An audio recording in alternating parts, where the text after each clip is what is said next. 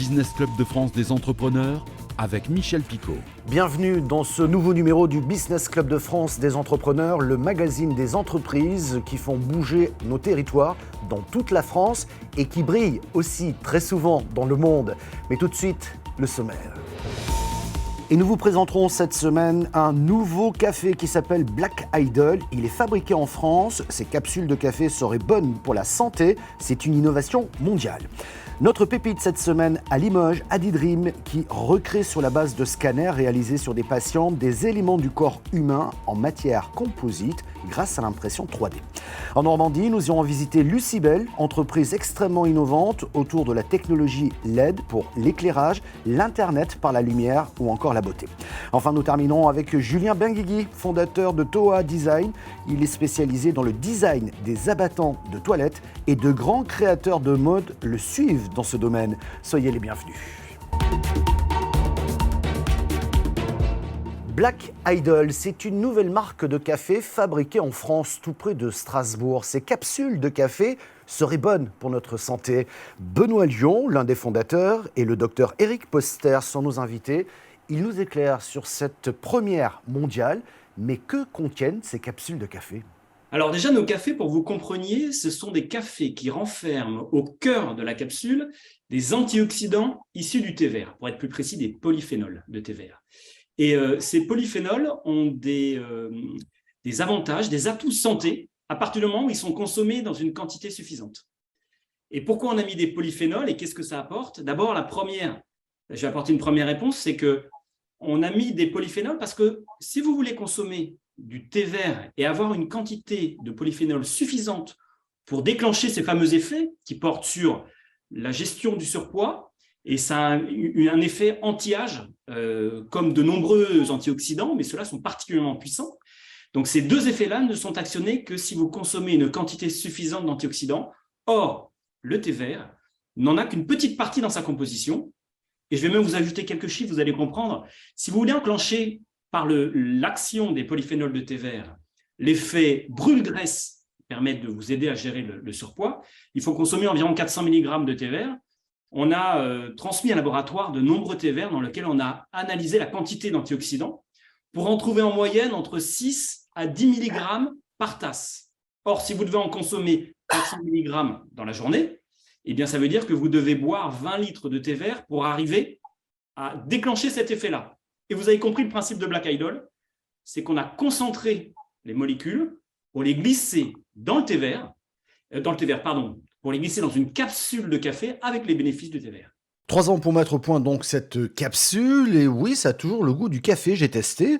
Ces cafés sont très encadrés juridiquement, il faut le dire, les dosages sont très précis. Docteur Eric Poster, merci d'être là. Est-ce qu'il y a la bonne dose dans ces capsules pour que ça marche ? Tout à fait, il y a les bonnes doses et les allégations ne sont pas du tout des allégations farfelues. Elles sont vraiment liées aux activités du produit et on peut effectivement, en fonction des concentrations en polyphénol de thé vert qu'on va trouver dans les capsules Black Idol, avoir des effets sur les graisses, sur le cholestérol, sur le tube digestif et sur le vieillissement des organes en général et cutanés en particulier. Donc oui, il y a des effets. Mais pour être un petit peu plus précis, il faut prendre 17 cafés par jour pour que ça marche ? Non, il ne faut pas prendre 17 cafés par jour, je vous rassure. Je pense qu'avec 3-4 tasses de café, on peut avoir l'effet. C'est-à-dire, c'est pas un médicament, c'est-à-dire on ne va pas avoir un effet qui va être complètement lié à la prise. Ce sera une prise quotidienne de café, plusieurs capsules par jour de préférence pour avoir un effet qu'on puisse observer rapidement dans le temps. Benoît Lyon, comment a démarré cette aventure ? En fait, l'aventure a démarré il y a 4 ans. À l'époque, j'étais entrepreneur et j'avais une vie qui n'était pas très saine. C'est-à-dire que je travaillais beaucoup, je vivais sous stress, je mangeais très mal, je dormais peu et puis j'avais je faisais du commerce, donc j'avais des cocktails où je buvais de l'alcool. Et tout d'un coup, j'ai eu un énorme coup de fatigue. J'ai eu des symptômes ultra bizarres qui m'ont fait peur. J'ai eu les cheveux qui sont devenus blancs très rapidement. J'ai pris du poids. J'ai commencé à avoir un peu de cholestérol. Voilà, donc je me suis rendu chez le médecin parce que ma santé se dégradait physique, ma santé physique vraiment, ça avait un impact assez étonnant et même flippant. Je vais chez le médecin et il m'a diagnostiqué un déficit, un stress oxydant. Je ne savais pas ce que c'était. Je savais pas ce que c'était. Donc, il m'a recommandé de mieux manger pour consommer des antioxydants. Il m'a recommandé de boire du thé vert. Et c'est ce jour-là où je sors de ce rendez-vous-là un peu déboussolé. J'appelle un ami entrepreneur à qui j'explique ça et qui, sur le ton de la blague, me dit tu n'as qu'à mettre des antioxydants de thé vert dans ton café. Et c'est parti d'une blague, en fait. Hein. Et je lui ai dit bon, ok. Et j'ai enquêté. En fait, j'ai quitté mon boulot parce que j'y laissais ma santé. J'ai quitté, je suis allé voir plusieurs professions médicales. J'ai été voir d'abord des pharmaciens, j'ai appelé des laboratoires, j'ai été voir des universitaires et j'ai passé beaucoup de temps à me renseigner. Alors, sur le sujet qui est celui d'Éric, voilà, c'est le sujet de sa vie. Moi, je suis parti de pas grand-chose, d'interrogation. Et puis, on a très vite convergé vers les antioxydants de thé vert qui ont cette capacité, cette puissance à traiter les effets du stress antioxydant. Voilà, j'ai découvert que c'était anti-âge, qu'effectivement, ça brûlait les graisses, que ça avait un effet sur la régulation du cholestérol, sur le microbiote intestinal. Et tous ces effets-là, je ne les connaissais pas. Je me suis dit, OK, ça répond à des vraies problématiques de santé que je ne dois pas être le seul à avoir.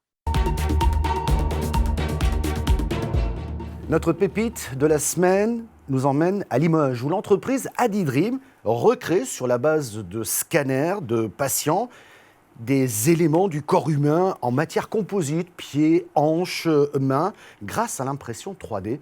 Un reportage de TV7 Bordeaux. Adidream est né dans l'imagination des deux trentenaires Clément Mull et William Allen, durant leurs études à l'école d'ingénieurs ENSIL-ENSI de Limoges. Et c'est la rencontre avec le laboratoire spécialisé d'implants en céramique ICERAM, lui aussi installé à Limoges, qui a été décisive dans la naissance du projet. On a décidé de co-créer une entreprise avec cette société qui, eux, avait l'expertise du médical. Et c'est à partir de là où on a développé du savoir-faire dans ce domaine. Et c'est suite à des demandes de chirurgiens, notamment un chirurgien du pied qui est à Bordeaux, qui est le docteur Toulek, qui avait un besoin pour planifier ses chirurgies, d'avoir une maquette en 3D directement dans ses mains.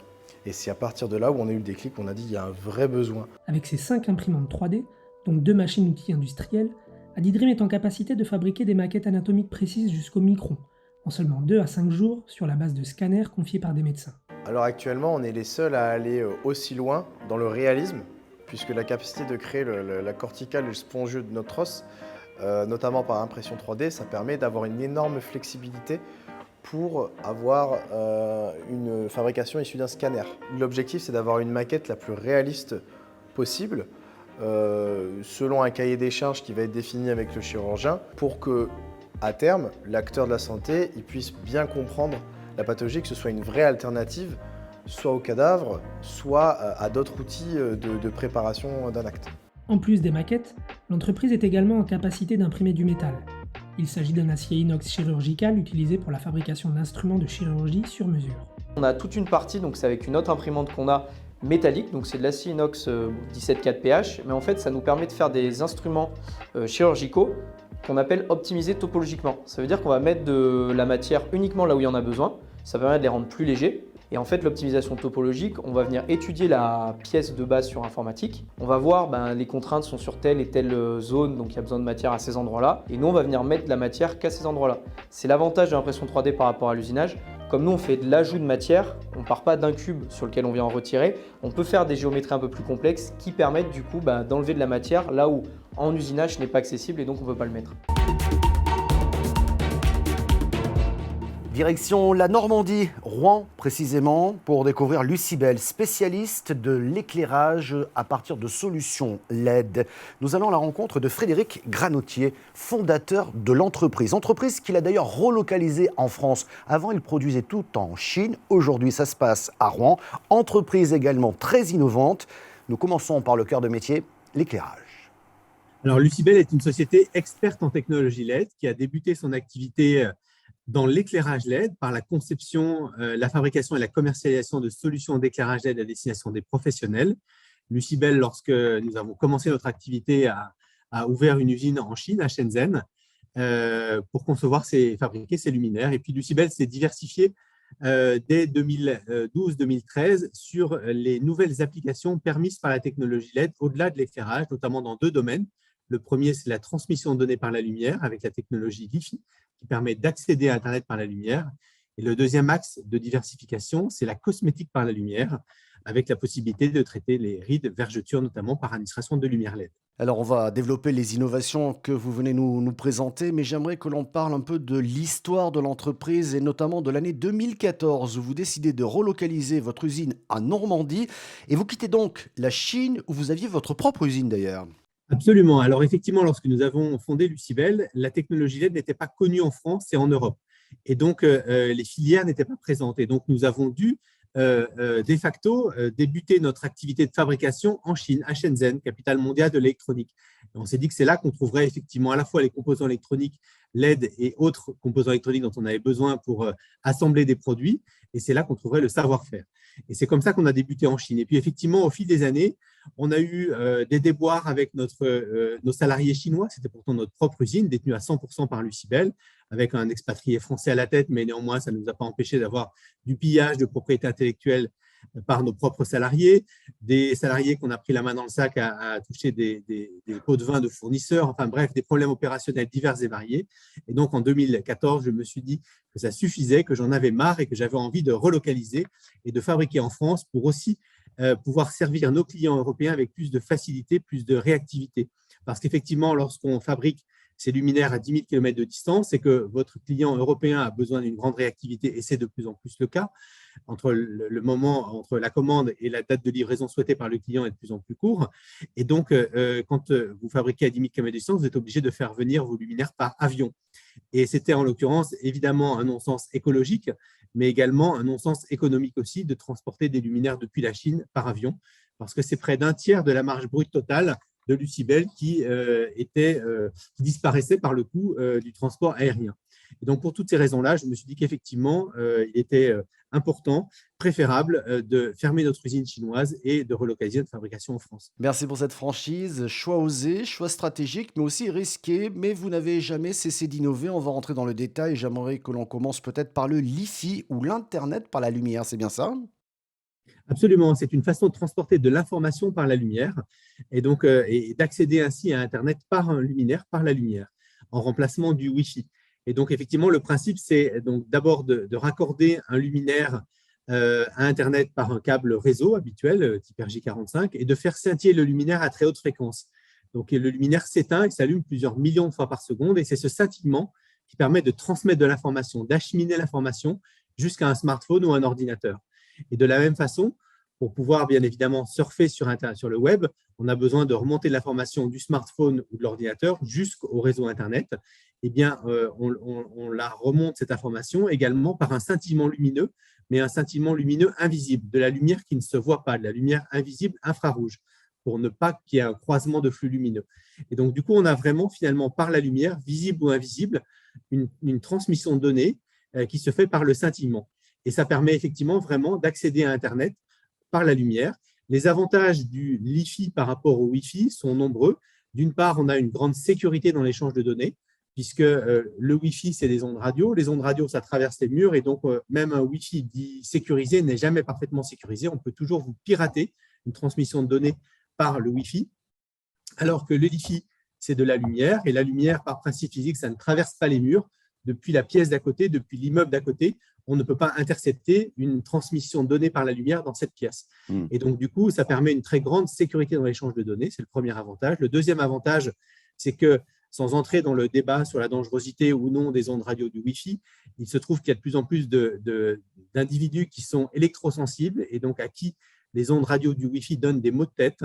Eh bien, le Li-Fi, c'est de la lumière. La lumière, ça ne présente aucun danger. Il n'y a pas d'onde radio et donc pour les personnes qui sont électrosensibles, il n'y a aucun danger à utiliser le Li-Fi et aucun maux de tête possible. Et puis, autre innovation, ce masque LED anti-rides, il est commercialisé sous la marque Lucibel Paris, que vous avez à côté de vous d'ailleurs. Alors absolument, c'est effectivement Lucibel Paris, le LUCIBE2LE, Lucibel Paris, sur le site internet lucibelparis.com par exemple, mais également chez des distributeurs. Alors effectivement, ce masque, il utilise, je vais vous le montrer dans un instant, il utilise le principe de la photobiomodulation. La photobiomodulation, c'est l'apport d'énergie aux cellules par la lumière. Et cet apport d'énergie aux cellules par la lumière permet d'accélérer la production de collagène et d'acide hyaluronique. Le collagène, c'est cette protéine qui est responsable de l'élasticité des tissus. Et donc, du coup, après quelques semaines d'utilisation, on a un vrai impact sur les rides qui s'estompent progressivement. Alors, effectivement, ce masque, je l'ai avec moi, je vais vous le montrer. On va essayer de le cadrer dans la caméra. Donc, vous voyez, il est sur un pied. Il a un look assez sympathique parce qu'il a été designé par Olivier Lapidus. Et puis, surtout, il a une très forte puissance. Vous voyez que je le mets en marche, je l'allume. Et donc, il est très puissant. C'est le masque le plus puissant au monde. C'est le masque cosmétique le plus puissant au monde. Il est 5 fois plus puissant que le masque concurrent le plus puissant. Et ça, c'est vraiment grâce à l'expertise de Lucibel sur la technologie LED qu'on a pu avoir un produit aussi puissant et donc aussi performant, aussi efficace sur les rides et vergetures. Allez, direction les Vosges à présent pour découvrir BotCup. La start-up qui l'a inventée positionne cette innovation comme un contenant mi-bouteille, mi-gobelet. BotCup, un reportage de Vosges TV. Produit hybride, mi-gobelet, mi-bouteille, l'invention digne du concours Lépine a été imaginée par ce Vosgien d'origine.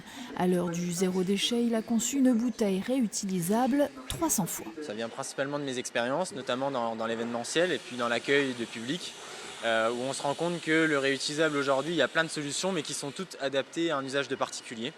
Là où nous, on a inventé la première bouteille pour l'usage collectif, la mise à disposition temporaire réutilisable. Après de nombreux tests, le modèle de BotCup est produit depuis mars dernier. La bouteille gobelet doit être légère, ne pas se déformer, s'adapter à l'usage collectif et aux normes d'hygiène. Donc là, on peut l'utiliser en bouteille. La particularité, c'est que quand elle a été mise à disposition, donc dans le cadre de l'hôtellerie par exemple, on peut l'enlever, on a juste à la dévisser, on la passe dans un lave-vaisselle. L'ensemble du produit est fabriqué en France, dont une partie ici à Raves, près de Saint-Dié, au centre d'usinage GA2P. Là aussi, l'impact sur l'environnement a été étudié. Le but, c'est toujours zéro déchet. Alors maintenant, on est à fond dedans, entre guillemets.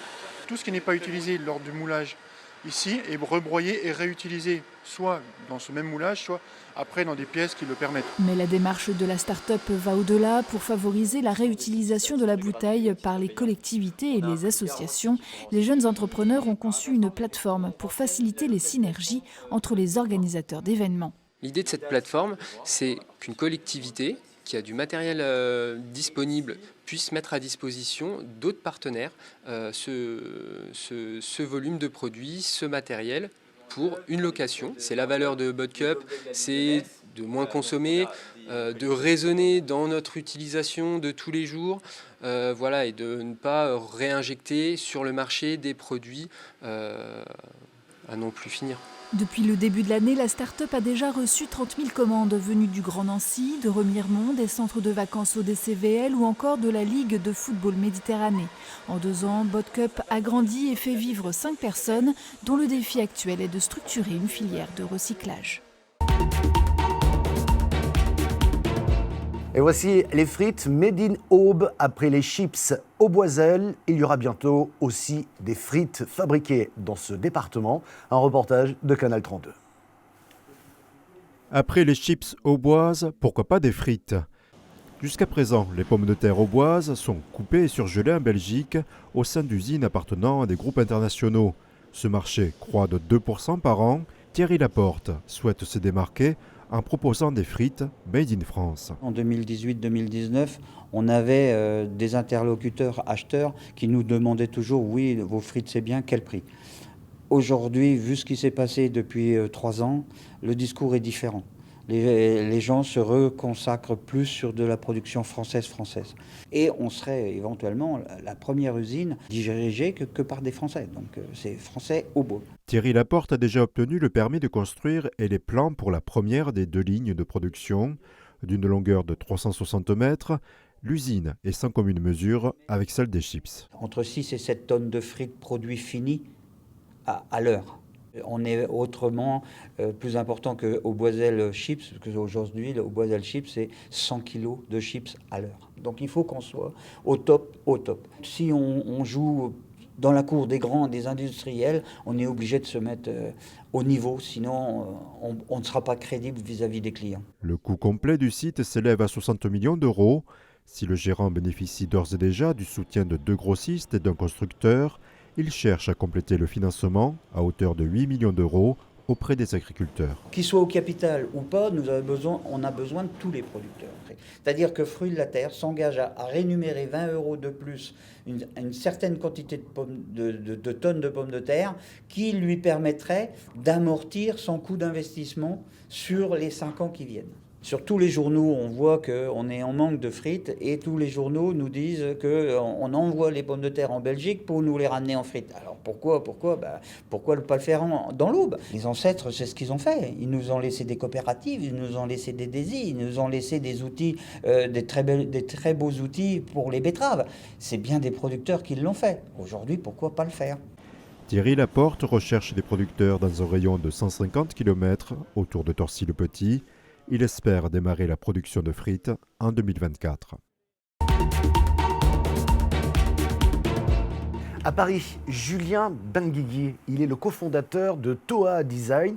Il s'est spécialisé dans le design des abattants de toilettes. Eh bien, figurez-vous que de nombreux artistes et créateurs le suivent dans cette aventure. Julien Benguigui. Alors, donc Toa Design, c'est une entreprise française qui conçoit et édite des abattants de toilettes. Donc, elle conçoit des abattants de toilettes en bois qu'on vient co-brander ou on vient créer des synergies, des collaborations avec des artistes, des designers, des marques comme la maison Christian Lacroix que vous avez cité notamment, pour apporter encore une fois une alternative design. On décore à peu près toutes les pièces de la maison aujourd'hui et les toilettes. C'est toujours la pièce qu'on néglige un petit peu d'un point de vue décoration. Alors on parle d'abattants, mais il y a aussi des rideaux de douche et autres objets pour la salle de bain, très colorés, très artistiques finalement. Qu'est-ce qui vous a poussé à aller sur ce marché? Alors écoutez, alors, je suis vraiment entrepreneur dans l'âme, hein, j'ai eu pas mal de projets. J'ai voulu déjà rayonner dans le secteur de la décoration. Et c'était un peu la réunion de mes connaissances du secteur industriel, industrialiser un projet, quelque chose que j'aime beaucoup. Et je suis aussi passionné d'art, on peut le voir derrière moi, voilà, je suis vraiment un grand passionné d'art. Donc Toa Design, c'est un peu la réunion de ça. L'idée de la décoration, effectivement, j'aime la déco aussi. Et les toilettes, en réalité, c'est de plus en plus, c'est une pièce qui est de plus en plus décorée, il y a pas beaucoup d'offres. Et pour le coup, c'est une pièce où on passe beaucoup de temps. Justement, sur le temps passé aux toilettes, il y a plusieurs études sur ce sujet, mais selon par exemple World Toilets Organization, nous allons aux toilettes 2500 fois par an, nous y passons en moyenne 2 à 3 minutes. Dans les faits, on y va à peu près 7 fois par jour, et sur une vie, on y passerait 3 ans. Reste qu'en France, on a toujours du mal à parler de nos toilettes. Donc, basiquement, on va aller choisir un abattant blanc, pas cher. C'est difficile de se faire une place finalement sur ce marché, non, dans ce pays? Je ne vous cache pas que le challenge sur le produit m'a vachement excité, clairement, hein, évidemment. C'était un véritable challenge de rassembler, de réunir deux mondes radicalement opposés, le milieu du design, de l'art, le milieu des toilettes, encore plus de surpoids sur l'abattant de toilette. Là, pour le coup, c'était un véritable challenge. Et ça, effectivement, je dois avouer qu'au départ, c'est ce qui m'a motivé. Et cette motivation, vous l'avez partagée avec d'autres artistes et de grandes maisons comme Christian Lacroix. Comment les avez-vous séduits? Alors, comment je les ai séduits alors, en les contactant au départ, mais en début de projet, comme vous pouvez l'imaginer, c'était pas évident. C'était pas évident, j'ai eu beaucoup de mal. Puis finalement, à force d'insister, j'ai réussi à en convaincre quelques-uns. On a pu commencer à lancer l'activité. Et finalement, après la notoriété, les quelques artistes, les premiers artistes qu'on avait ont réussi, on va dire, à leader l'opinion des collègues, d'autres artistes. Et puis finalement, ça s'est démocratisé un peu et puis la notoriété fait qu'aujourd'hui, on a. Alors, c'était difficile au départ. Et aujourd'hui, on est obligé de refuser quelques candidatures parce qu'on ne pourrait pas les concrétiser. Là, on fait face. C'est vrai qu'on a de plus en plus de candidatures, mais on a des capacités de production qui restent limitées.